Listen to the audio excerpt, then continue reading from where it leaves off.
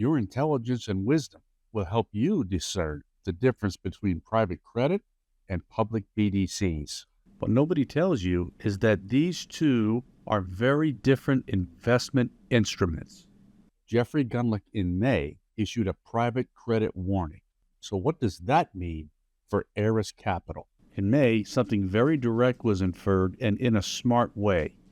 Private credit investors are going to lose money. This comes from one of the most followed bond investors anywhere in the world. And in this article, you can find the company's website, and he refers to private credit as the Wild West. His core complaint was about the structure, not just the risk. These funds use internally generated valuations that aren't tested by daily trading. They also restrict when they can pull their money out. He suggested that a lot of these investors may not have understood the risk when they signed up. That got a lot of attention and a lot of fear. But here's the question almost nobody is answering clearly. Does that warning apply actually to every investment instrument that people lump into the private credit bucket? We have to ask that question. Here's point number one. Now here's the distinction that barely anyone is making clearly. Not every private credit investment works in the same way. There are two very different structures, as you can see here.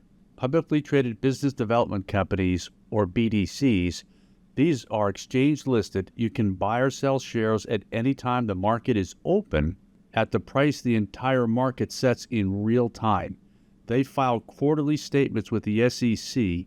Their portfolio marks get scrutinized by analysts, short sellers, and the market itself, not just by the fund's own internal valuation team. Non-traded, semi-liquid private credit funds, no public market price. NAV is set internally by the fund manager, and redemptions can be gated or delayed. We often hear about the 5% rule, where they're capped for redemptions at 5%.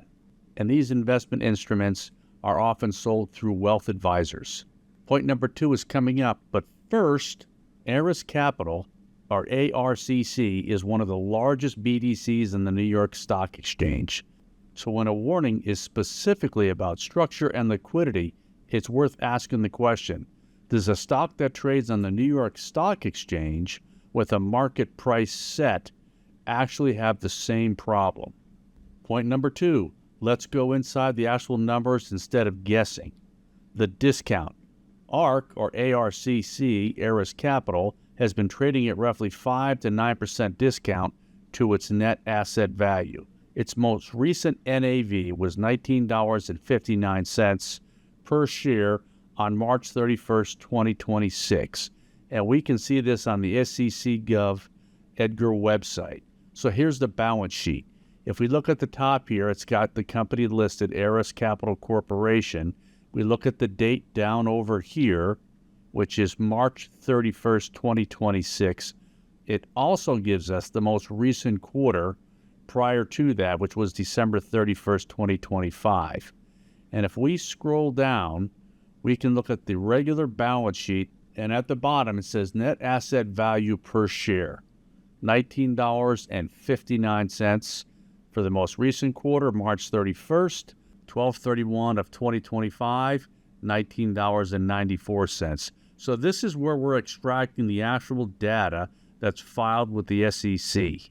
Point number three, the current price per share as of July 8, 2026 is $18.38. And we can see that right here. When we divide the $18.38 by our net asset value price of $19.59, we have about a 9% discount. A discount of this size is unusual for Eris Capital historically, which is exactly why some income investors are calling this a rare buy point. But a discount isn't automatically a bargain. Point number four is coming up. Sometimes the market discounts a stock because it's pricing in a real risk ahead of the numbers actually catching up. Here we can see on the SEC.gov website that Eris Capital declared a 48 cents dividend on March 31st of 2026 as we can see in the official documents. If we look at the earnings trends on the Yahoo Finance page for Eris, we scroll down here, we're going to find earnings per share under earnings trends. And we can see by this 47 cents right here, that's the actual dividend. So it's a little bit short on dividends. However, this is not the whole or true picture. Eris actually earned 55 cents per share.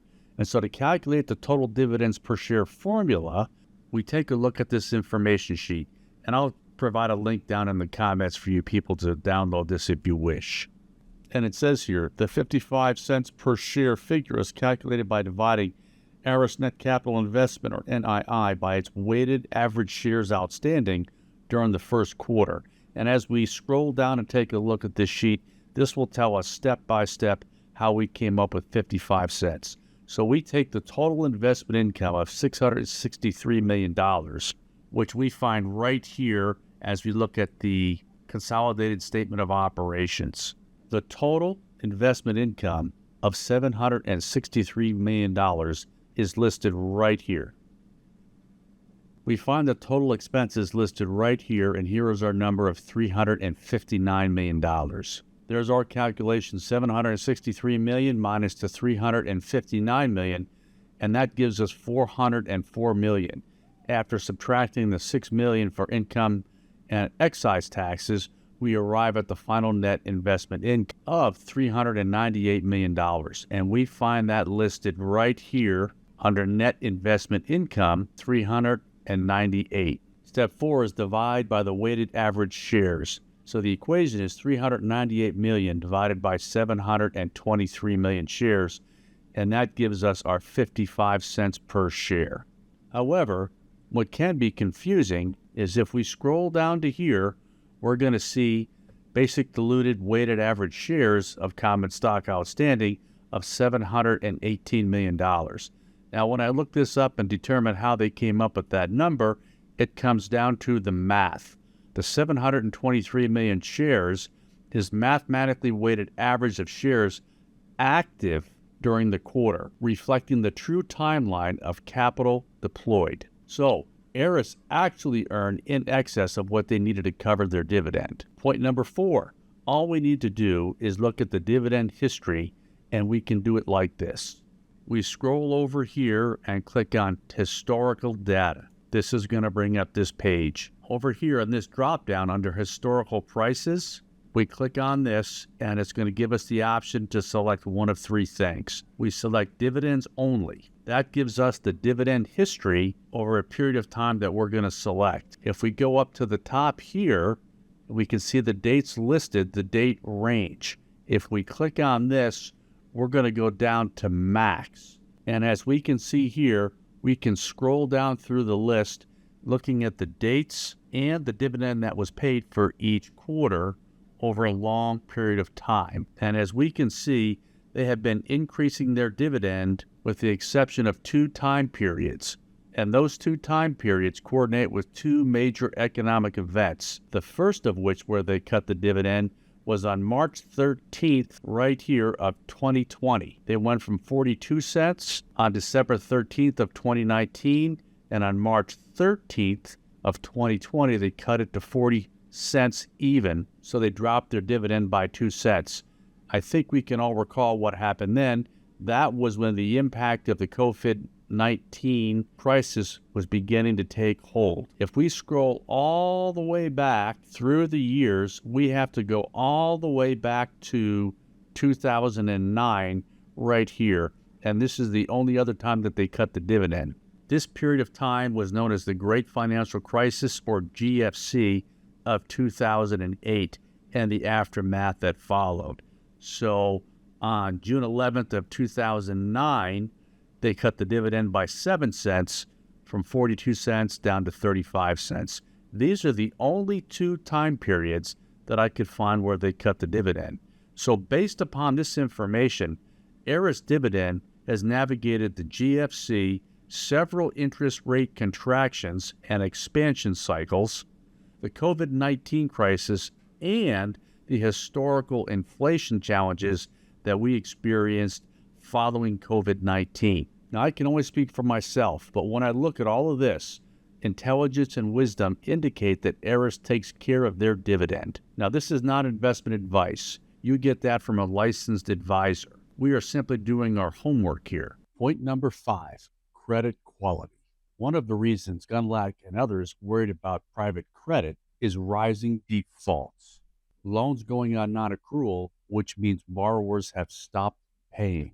That's a legitimate, real concern across the industry right now, partly tied to software company valuations, getting hit by AI multiple compression.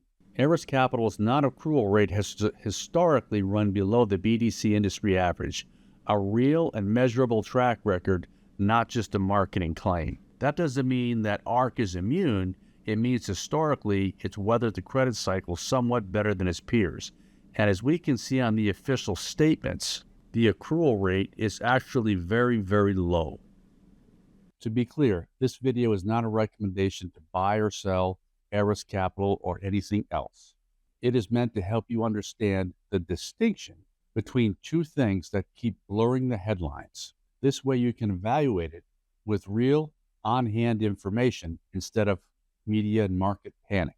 If you're considering anything here, that's a conversation between you and your financial advisor who knows your entire financial situation. If this kind of scary translation into what the information actually means is important to you, let me know. Leave a comment. Tell me what other misunderstood story that you would like me to cover next.